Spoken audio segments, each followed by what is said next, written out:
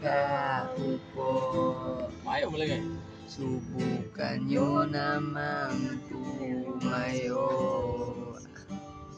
At pagka matanaw at baka matanawin nyo ang tunay na halaga.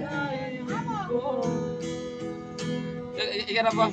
Tao po, nandyan ba kayo sa loob ng malaking bahay na malawak na bakuran? Mataas na pader, pinapaligiran at magsisigirang mga mahal na sasakyan. Mga patay na laging mangulong-gulong, wala namang kasapiro na laging nakabulakas maangulan sa bubong.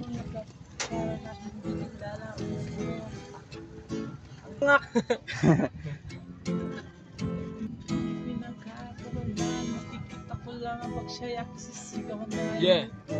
Na nakaupo. Hey! Ngayon namang tumayo.